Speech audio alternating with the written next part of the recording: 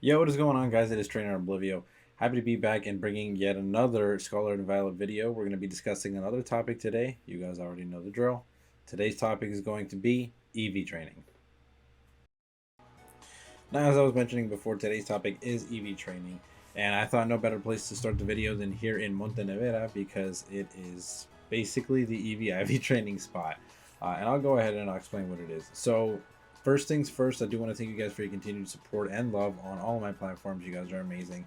A good example of that is the last EV training video that I made for Sword and Shield, which I'll put up in the tags right now. I do want to thank you guys for that because that was amazing. That video blew up and I had no idea that it would. I put very minimal effort into that and that was a lot of fun. Anyways, that being said, I have a tendency to ramble on, so I'm going to try to dial that back a little bit in this video because I don't want these videos to be too long. So, EV training, what is it? I mildly explained it in the last video, but I'll go a little bit more into depth in this video. So, EV training, otherwise known as effort values, are the points that your Pokemon receives in effort for whatever stat that corresponds with that Pokemon. For example, HP, attack, defense, speed, special defense, and special attack. So, what does that mean really? If your Pokemon defeats other Pokemon, they give EVs or effort values in that stat. You will then take those values for your own self, for your Pokemon, and apply them to that Pokemon.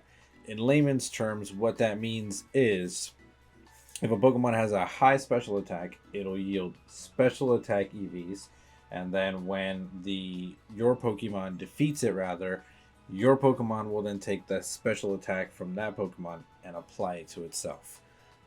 It'll make more sense when I put it into practice, but let's continue. EVs, you have a grand total of 510 that you can distribute, and you can distribute these in any way that you feel like.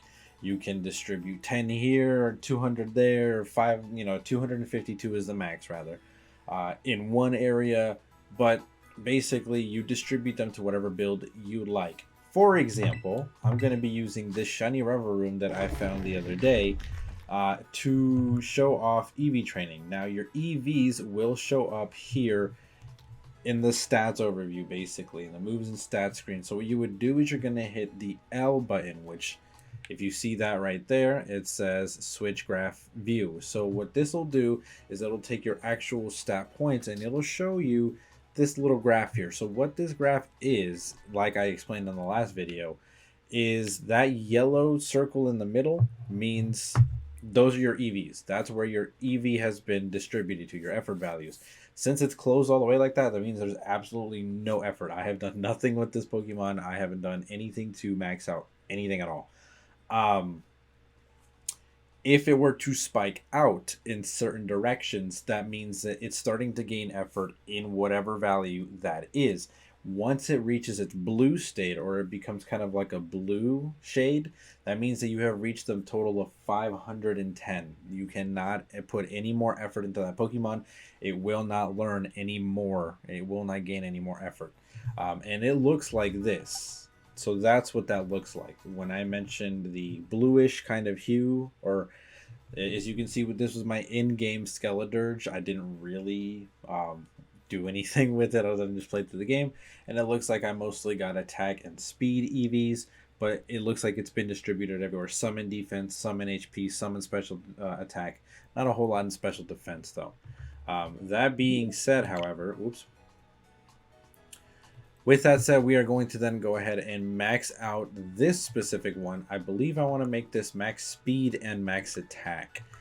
This is adamant natured, so I'm just going to go with a basic standard set that's simple to follow so that you guys can follow along with me. Now, how do we do that, right? So there are several ways to do that. The reason that I'm in Montenevera is because I want to show you guys a couple of ways that can be done. First and foremost, this is the fastest and easiest route to do it, but the least cost effective. It is very expensive and I do not recommend it, especially when you're building multiple teams. Such as myself, I already have, boxes full of teams. Some of them are already battle ready and stuff. For example, I have all three of these. That's 18 different Pokemon. 18 different Pokemon that you would need to buy medicine for, which is the strat that I'm going to be teaching you guys right now. And it's just not viable. It really isn't. And let me show you why. So you can come here to the Chansey Supply in Montenevera. In the Chansey Supply, or even the one in Cascafara, the other town that has the Chansey Supply, you're able to find PowerPoint ups, ability capsules, and all of the medicines that you need. All of the protein defense, for iron for defense, calcium, all that good stuff. And the X items for battle here. You'll also find mints. So this is a perfect place. This is why I say Montenevera is the perfect place for EV training, because you can find everything that you need, and you can even fix their IVs here. I'll show you guys that in a second. So here's the thing, right? And this is what I mean by its cost in effect. Whatever happened between Sword and Shield and this game, they bumped up the price for medicines significantly. I can't remember what it was in Sword and Shield, but I do remember that you, in the fighting dojo, you were actually able to buy these in the vending machine in the back, but they were nowhere near this expensive. Or at least we were able to farm money so much easier in Sword and Shield that it was inconsequential. We didn't really mind. But not only is farming money hard in this game, and time consuming, but boy, are these things expensive. Let me put this into perspective. Each one medicine will cost you 10,000 Poke Dollars, right? So let's do the math. In order for you to reach a maximum, so a maxed out 252 stat, right? In my case, I want to do max attack and max speed. So that means that I would have to put 252 effort values in attack and 252 effort values in speed. There are 6 left over of the grand total of 510, because if you do the math, 252 times 2 is about 504, and then there are 6 left over that you can put in anything else. You could distribute it however you really want, but really 252 and 252, when you max those out, that's really all you're kind of looking for. Once again, let's go back and do the math though. If I need a 252 stat in attack, I would need to have in any stat really, I need to buy 26 medicines. 26 times 10,000 is 260,000. And currently, as it stands, I would barely have enough money just to max out one stat on one Pokemon. So $260,000 per stat. Multiply that by 2 if you're going to do 2 stats, right? That's $520,000 per Pokemon. And in a team of 6, that's 520,000 times 6. That's like at least 3 million, something like that. It's an exceeding amount of money. It's money that I don't recommend that you spend, because you're going to spend an eternity just trying to get this money. So what I do recommend that you do is, if you need to do something of a wonky spread, and I'll show you an example, something that maybe just needs like 13 medicines or 10 medicines, or you're just shy a little bit from maxing it out and you kind of just want to give it that bump, go ahead and do that. There are multiple items in the game that allow you to do that. For example, this Shroomish that I've set up, I want it to be max HP, but I split its defenses. So I went 126 in defense and 126 in special defense. And the way that I did that is I maxed out its HP, and then I just gave it 13 bottles of iron and 13 bottles of whatever the special defense one is. I forget what it is. Zinc. So when I did that, it got the stat spread that I wanted, and I didn't really have to do that with all of them. So it's not that big of a deal, right? But for multiple Pokemon, it's not the wave. Speaking of which, I will show you guys the most effective way to set up your Pokemon in case you did need to do multiple. I'm obviously only going to use the Reverum in this example, but we'll pretend that Skeledirge needs EV training as well. So another good reason why we're in Montenevera is because this gentleman here in the back, this NPC, will do something really, really beautiful for you if your Pokemon are level 50 and over. So Hyper Training was introduced back in Gen 7, I believe. It might have been 6, but I want to play it safe and say it was 7. I'm pretty sure it was in Sun and Moon with Mr. Hyper. With that said, what Hyper Training is that you will be able to max out the IVs of a Pokemon, right? So the inherited values that we discussed during the breeding video, you would be able to max those out using bottle caps or golden bottle caps. Golden bottle caps would automatically get you 6, so you would be perfect in every stat. You'd be good to go. In this example, I'm only going to max out 5 because I only really need 5 and I don't really care for any more. We're going to use some of these L candies just to get them up to level 50. Okay, I was just shy. And once we get them to level 50, we're actually going to be able to hyper train. So a cool buff from previous generations, you were actually only ever able to hyper train if your Pokemon was level 100. In this game, in Scarlet and Violet, they reduced that to level 50. So now you can upgrade your level 50 Pokemon and hyper train them, which is really, really cool. So you come up to this NPC, you talk to him for a little bit, he'll ask you if you want to hyper train anything. So any one of these Pokemon here, for example, this level 50, I'm going to take this Reverum. I'm going to use bottle caps. I haven't gotten golden bottle caps yet. So I'm going to upgrade its HP, attack, defense, special defense, and speed. I don't care for its special attack. It's adamant, and I'm not going to be using it. So we're going to go ahead and max that out. Now, I do want to show you guys something cool and why hyper training and IV training is so important. So if I just left Reverum as it was, it would have kept whatever stat spread it had. But if you recall correctly, I think its attack was like at least a couple points shorter than 152, and all of its stats just got a buff. So all of them just went up specifically because I did that. This makes sure for at least competitive builds or whatever you're trying to build, it makes sure that you are making the Pokemon as strong as it possibly can be, which is what you want to do if you're trying to build a competitive build. Or another good example that I'll give you guys is if you're doing raids. If you want raid mons, if you want to set up raid Pokemon that are going to help you in these raids in order to produce more Pokemon or to get more loot and stuff like that. For me, I make all of my raid mons level 100. And I hyper train them, as you can see on screen, and then I also EV train them for whatever spread I want to. Max special defense, max attack. I actually use this Golduck specifically for the Charizard raids. It helped me get all the Charizards or defeat all the Charizard raids. Max speed, max attack, max special attack, max speed. So for my teams, for my competitive teams, since everything is set to level 50, I don't bother getting them to level 100 unless they were already level 100, right? Or I just really feel like it. But for Raidmons, I will make sure they are level 100 so they're as strong as possibly can be. Now, couple of things. Let's go ahead and I'm going to show you the base regular EV train, and you guys can basically take it from there. I will give you some tips and tricks at the end of the video, so stick around for those. But let's go ahead and discuss a couple of things. I actually should have probably started with this, so let's go ahead and get this out of the way. Before you start EV training, I do want you guys to go ahead and take this list of items, and I need you guys to go ahead and purchase them. You are able to find them in the Delibird shops, and you are able to purchase them early on in the game. So you can EV train as early as before the first gym badge, before you even do anything. As soon as you get to Mesagosa, you can do this. Of course, those items, as you've seen them on screen a moment ago, are the power items. And what the power items do, not only do they help with breeding in order to pass down IVs and things of that nature, but they're actually specifically meant, introduced in the 3rd generation, to buff your Pokemon. They're literally meant to spread your EVs in that direction. So the power bracers for attack, belt for defense, lens for special attack, band for special defense, anklet for speed, and the weight for HP. So this corresponds to all 6 of the stats. We're going to go ahead and slap the bracer right onto Reverum.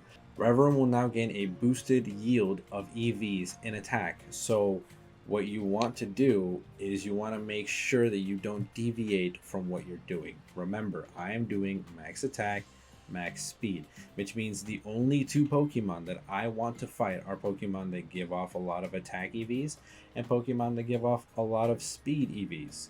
Essentially what you'll do is you'll slap on this bracer to the Pokemon that you need to max whatever stat in, and you'll just keep fighting over and over and over again until you get it all the way up to 252 for whatever stat you need to do. This is actually going back to the old way of EV training, which we kind of disbanded in Sword and Shield, but the cool thing about doing it in Scarlet and Violet is that you're actually able to do it viably because you don't have to enter the battle screens and you don't have to enter a completely different cutscene, you save a lot of time. Since you're just able to fight things in the overworld, you can just quickly enter a big, outbreak, or you can enter a big horde wherever all of these Pokemon spawn and just fight them over and over and over again. A good example of this would be for the Pokemon that I need to max out HP. I'll go to the beginning area of the game, find a bunch of Lechonk, and then just go ahead and fight them over and over again until I get max HP. That is basically the rundown of EV training, with a little sneak of IVs in there.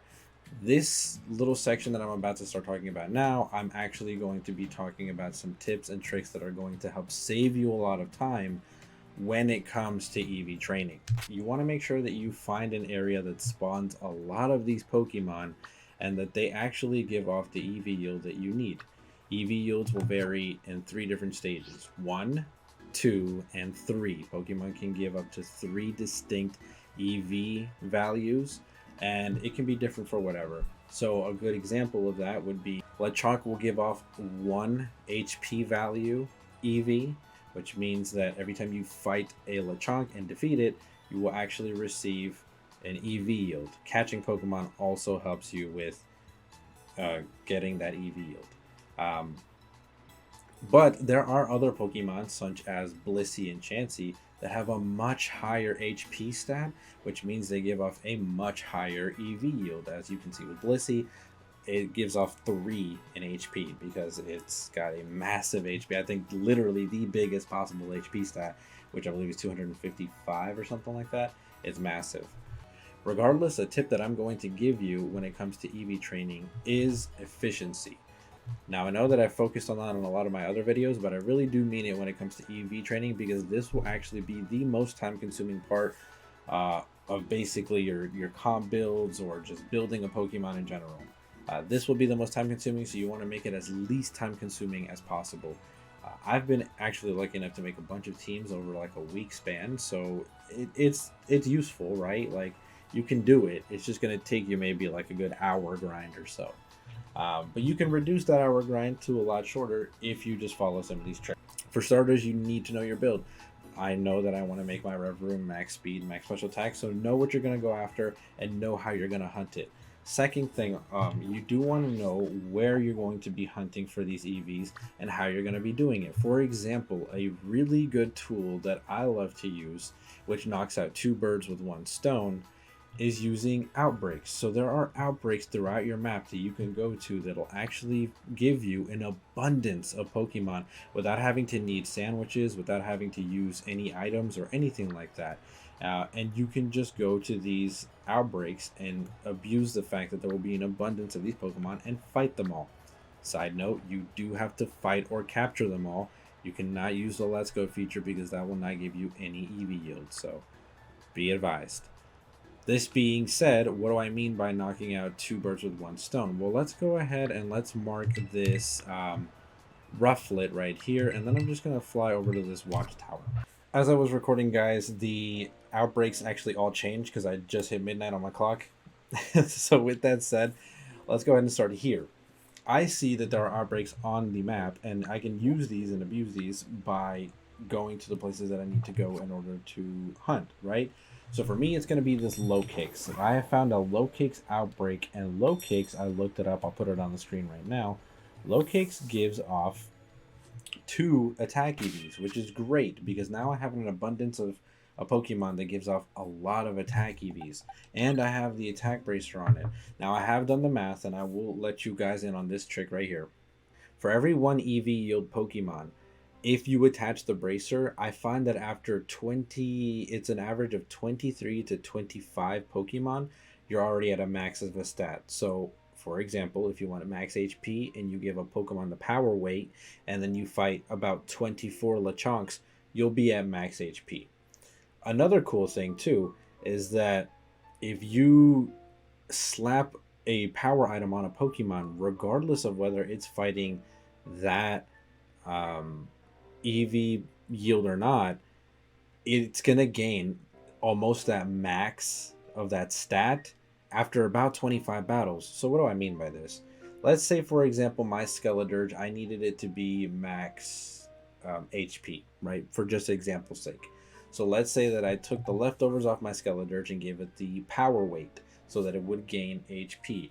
Well, at the moment, I'm not fighting anything that gives off HP, but I am fighting a low kicks which will give me attack. So what ends up happening actually is that while I train my Rever Room, if the Pokemon's on your party, by the way, it will gain these EVs because you can't turn off the experience share, unfortunately. So not only does all of the experience get shared with all the Pokemon in your party, but so does all of the EV yield. Now, this could be used to your advantage, and this is another trick that I want to segue into. For this example, I need max attack on my Rever Room. Let's say I also need max attack on Skeledirge, but I'm not going to give him another Power Bracer. I only have one, whatever the case. Let's say I need to do max HP, max attack on Skeledirge. Well, it's beautiful because I can have both of these Pokemon on my party. Reveroom's going to get to max attack before Skeledirge does, but Skeledirge will get to max HP at the same time as Reveroom gets to max attack. And then all I have to do is fight a couple more attack Pokemon, and then boom, I have a maxed out Pokemon just like that, just because it was sitting in the background learning as the other Pokemon was fighting for it. So if, for example, I actually did this a little while ago, I have a whole team that needed max HP. So what I did is I gave each one of them the Power Bracer that they needed for their other stat, and then I went and got max HP with the first Pokemon, and by the time I was done with my first Pokemon, they were already EV trained in all the other stats. So all I had to do was go back and clean up their HP stat, and boom, I was done in less than 30 minutes. To the flip side of that, if I bought multiple power items, I could fill a whole team and get them EV trained even probably quicker than that. Because, for example, if I had 6 HP weights and 6 Pokemon that needed max HP, I would then just go use one Pokemon to fight about 25 or 24 1 EV yield Pokemon.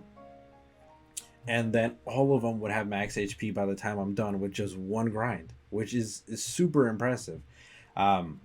Now I am focusing on the 1 EV yield because 2 will obviously cut that in half, so you'll go from fighting about 24 to about 12 like we will with these low kicks, and then obviously 3 being the max will cut that down even further into a third of that, so it'll be about 8 Pokemon as opposed to 24, which is super impressive. But once again, efficiency. I use outbreaks and abundance in order to EV train. What does that mean? That means that if there is an abundance of spawns, you're gonna EV train really quickly. If there is not an abundance of spawns, it does seem nice to go for the higher EV yield Pokemon because I guess in theory you need less of them. But if they don't spawn often, then you're gonna spend way more time just trying to find the spawn than actually EV training. You know what I mean? For example, Dragonite will give you a +3 in attack, which is obviously exponentially higher than low kicks. But this low kicks outbreak gives me constant encounters of low kicks, whereas I can only find very few Dragonites in very few places of the map. And once I defeat them, I'll have to leave that area and come back in order for them to respawn. So it's not as viable. However, if you do find a good groove, a good place to grind, I would definitely just stick with that and go with that. I will meet you guys back here after I've defeated about 12 of these low cakes, and I should be at max attack for Reverum. Bear with me. As I'm doing some of this EV training, another reason that I say this is a good way to knock out 2 birds with 1 stone, and a good way for me to show you another tip, is if you're shiny hunting something and you're needing to EV train a team, you can do both at the same time. Go to an outbreak, make sure that you're finding the abundance of those Pokemon, employ the shiny hunting tips that you usually do, and just defeat as many of these as you can to get not only your EV yield, but also, in turn, at some point, find a shiny Pokemon. I'll be right back, guys. Another great tip and trick is that whenever you're going to be EV training, you could also place the Pokemon that you're actually EV training in the back and let them hold on to the bracer, and then bring a level 100 Pokemon or a Pokemon that is already built, set up, that's really strong, that is capable of one-shotting these Pokemon, so that you just exponentially increase how much faster it is to actually EV train these Pokemon, because as you can see, you can just keep encountering them over and over, one-shotting them, and after about, you know, in this case about 12 of them, you should be done. You should have a maxed out stat. As you guys can see, I'm tuning back in. It hasn't even been about 10 minutes or so. I spent about 5-ish minutes on the low kicks for maxing out its attack, and then I found this outbreak for Barraskewda, as you can see on my mini map there, and I use that to max out its speed. And then of course now I have 252 in attack and speed, and you can check that by once again clicking the graph view. As you can see, my attack and speed are much higher than the rest of my stats, and those sparkles in each one means that I have maxed out, which means I've given 252 effort values in that specific stat. In this case, it's my attack and my speed, and that's basically EV training. I've given you guys basically all the tricks that I know, things to make it easier. If you guys have any more questions, please don't hesitate to comment in the comment section below. But I do appreciate you guys, as always, for hopping out to these videos, rocking with me, and learning a little bit more. Next topic that we do is going to be a perfect segue from this one. As I was explaining a little bit about outbreaks, it will be about shiny hunting in Scarlet and Violet and the proper way to do so. I think that might round out the topics that I have to cover for Scarlet and Violet, and then I will return back to my regular upload schedule, or my regular upload. Breath of the Wild, Pokemon challenge content, Pokemon sweeps, things of that nature. Regardless, as always, you guys have been amazing. I've been TrainerOblivio, and TrainerOblivio, check it out. Have a good one, guys.